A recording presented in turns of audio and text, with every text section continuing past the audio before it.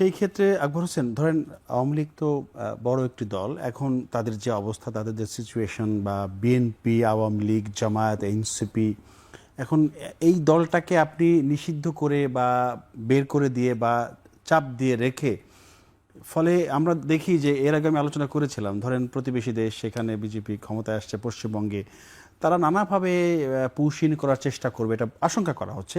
এর আগে পরে তারা করেছেও, বড় একটি গোষ্ঠীকে তারা বলা হচ্ছে কাশ্মীরের মতো কিছু করবে সীমান্তে। ফলে এই সময়গুলোতে কিন্তু দেশে একটা জাতীয় ঐক্যের দরকার হয়, যখন এরকম ক্রাইসিস তৈরি হয়। সেই জায়গাটায় ধরেন আওয়ামী লীগকে রেখে আপনি জাতীয় ঐক্য করা আসলে কি সম্ভব হবে? দেখুন, শেখ হাসিনা বলুন বা আওয়ামী লীগের আরও নিচের দিকের নেতারা বলুন, একেবারে ইউনিয়ন পরিষদের চেয়ারম্যান পর্যন্ত পালিয়ে গেছে না 5ই আগস্টের পরে? তাদেরকে মসজিদের কি ইমাম থেকে শুরু করে মানে তাদেরকে কেউ তাড়িয়ে দিয়েছিল? না, আমরা হঠাৎ করে দেখলাম 6-7 তারিখে যে বাংলাদেশ আওয়ামী লীগ ফাঁকা, আওয়ামী লীগ মুক্ত। তো কেন তারা চলে গেছে? এটার আমার একটা অবজারভেশন হচ্ছে যে আমরা দেখেছি যে তারা কতটা খারাপ কাজ করেছে, আমরা যতটা না দেখেছি তারা নিজেরা জানে তারা কতটা খারাপ, এবং যারা জানে সে কতটা খারাপ এই জন্য সে চলে গেছে। কারণ সে নিজে বুঝতে পারছিল যে আমি এত খারাপ কাজ করেছি যে আমি থাকলে পরে এটার পাবলিক ব্যাকলাশটা কী হবে, এই জন্য সে সরে গেছে। আর জাতীয় ঐক্যের কথা বলছেন, যারা এক্সিস্ট করে না তাদের সঙ্গে আপনি জাতীয় ঐক্য কীভাবে করবেন? মানে আমি রেকনসিলিয়েশনের কথাটা বলছি যে রেকনসিলিয়েশনের কিছু স্টেপস থাকে। স্টেপসের প্রথম স্টেপস হচ্ছে যে যারা এটাতে যুক্ত হতে চাইবে তাদেরকে স্বীকার করতে হবে যে ইয়েস, আমি একটা অন্যায় করেছি, আমি ভুল করেছি, আমি এটার জন্য ক্ষমা চাই। তারপরে অন্য প্রসেসগুলো স্টার্ট হয়, যেটা পৃথিবীর অনেক জায়গায় হয়েছে। কিন্তু সাইফ যেটা বললেন যে হ্যাঁ, সেরকম কোনো লক্ষণ তো আমরা দেখতে পাচ্ছি না। আর আপনি জাতীয় ঐক্যের কথা বলছেন, আমি মনে করি আওয়ামী লীগ যতদিন পর্যন্ত ভারত থেকে অপারেট করার চেষ্টা করবে ততদিন পর্যন্ত বাংলাদেশে আওয়ামী লীগের কোনো ফিউচার নেই। It's very simple. কেন নাই? শেখ হাসিনা যদি ভারতে আশ্রয় না নিয়ে, কিংবা ভারতে আশ্রয় নেওয়ার পরেও যদি অন্য কোথাও আশ্রয় নিতেন, ধরেন কথার কথা শেখ হাসিনা যদি আজকে ব্রিটেনে থাকতেন, তাহলে বাংলাদেশের রাজনৈতিক পরিস্থিতি আজকে অন্যরকম হতো। আচ্ছা, কারণ বাংলাদেশের একটা অংশের মধ্যে, এটাকে আপনি পজিটিভলি দেখেন বা নেগেটিভলি দেখেন, ডাজন্ট ম্যাটার, কিন্তু চরম ভারত বিরোধী মনোভাব আছে। এর রিজনটা কি? এর রিজনটা হচ্ছে যে ভারত বাংলাদেশে একটা পলিটিক্যাল কন্ট্রোল চায়। যদি তার সে পলিটিক্যাল কন্ট্রোলটা না থাকে, সে আর অন্য কোনো কিছুতে বাংলাদেশের সঙ্গে এঙ্গেজড হতে চায় না।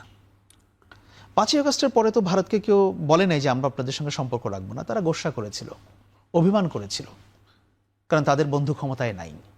এখন তারা আবার নিজেরা নিজেরা বলছে যে বাংলাদেশকে আমাদের দরকার।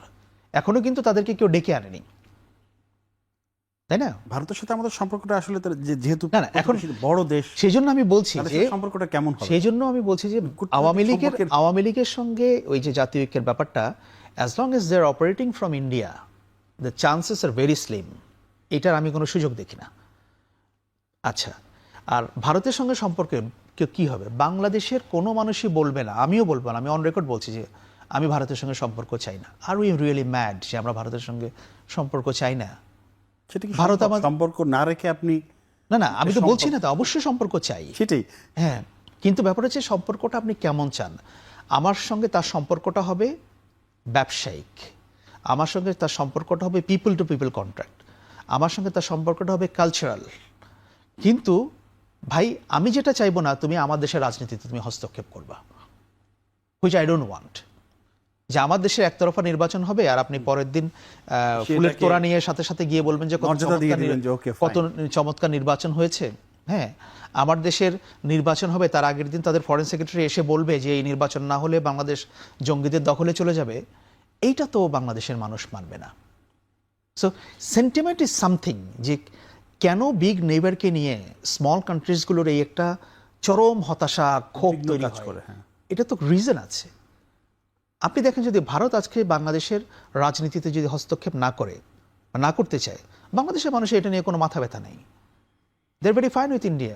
হ্যাঁ, এবং আমার ধারণা ইন্ডিয়ার লোকও তাই।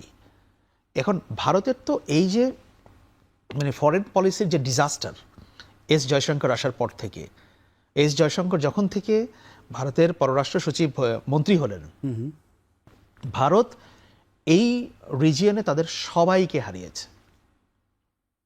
বাংলাদেশ বলুন, মালদ্বীপ বলুন, শ্রীলঙ্কা বলুন, নেপাল বলুন, আফগানিস্তান বলুন, কোথায় না। ভারত যদি বিশ্বে একটা ভালো নেতৃত্ব দিতে চায় প্রভাবশালী রাষ্ট্র হিসেবে, সেক্ষেত্রে তো তার তো প্রতিবেশী দেশগুলোকে নিয়ে চলতে হবে। কিন্তু তারা তো প্রতিবেশীর চলছে সাথে না। সম্পর্ক খারাপ রেখে তারা সে তো কিভাবে বিশ্বে তারা তো চলছে না। তাদের যে এখন নীতি, একসময় ওয়ার্ল্ডে ইন্ডিয়াকে হাইলি রিগার্ড করা হতো, এখন কিন্তু পশ্চিমা দেশে ভারতকে একটু নিচু চোখে দেখা হয়। কারণ তারা তো দেখতে পাচ্ছে ভারতে কি হচ্ছে, তারা এথনিক ক্লিনজিং করছে মুসলিমদেরকে সেখানে। এটা দেখছে না পশ্চিমা বিশ্ব? ছবি তো পরিষ্কার। সবই পরিষ্কার।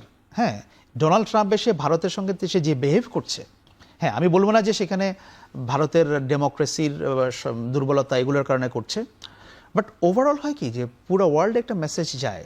আপনি দেখেন যে এই রিজিয়নাল পলিটিক্সে ভারতকে ছাপিয়ে পাকিস্তান এখন দুর্ধর্ষ হয়ে উঠছে।